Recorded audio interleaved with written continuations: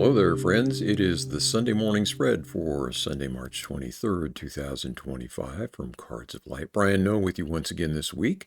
Happy to be with you for our tarot reading. Let's take a moment to get our minds quiet. Just take a few breaths here before we cut the cards.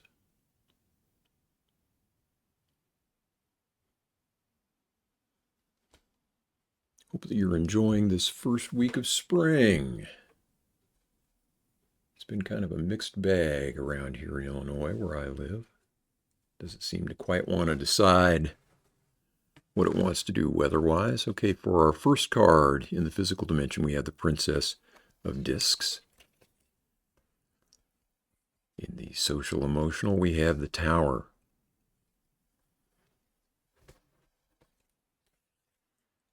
In the mental dimension, we have the Moon.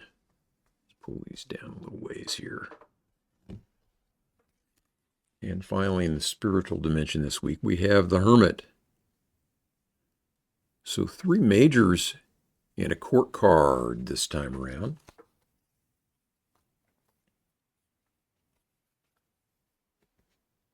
Okay, we'll take these one by one. Makes me crazy when they aren't lined up pretty. Okay, that's as good as it's going to get.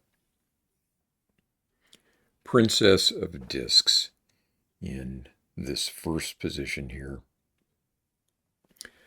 So in the physical dimension of our lives, this would be having to do with physical health, with financial matters, physical environment, that sort of thing. This Princess of Discs is about untapped potential, new endeavors, beginning things kind of from the ground up.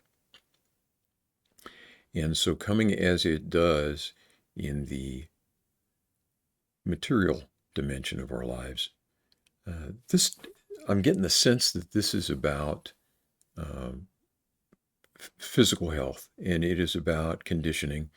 It's spring in the northern hemisphere, and that's just started. Lots of people have been embarking on physical fitness regimens and all of that kind of stuff since the new year began a few months ago, but especially now with warmer weather, people will be getting outside more. And I think that this, the 2 messages with this one. One is, take it easy. Resist the urge to go out the first time out and run or walk 15 miles or something like that. Break in easy. But the other message is get started. You have a lot of potential there, and if you have been putting off kind of getting your physical act together in terms of exercise, getting out in the fresh air, decent diet choices, and that kind of stuff, get started with that. I think that's a good thing to take with us into this week. Okay, over here in the social emotional, we have the Tower. And the card, this came up, I think, on Thursday as well. The card of massive, sudden changes.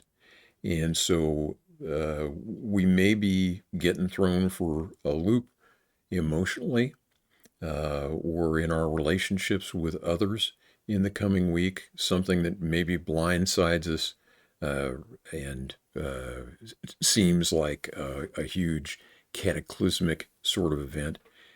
And it may indeed be that, but I'm getting kind of an intuitive sense here that maybe it's not as dramatic as the card would depict or as we would maybe at first react to it. That maybe it's not quite as earth-shattering as we will think that it is on first glance.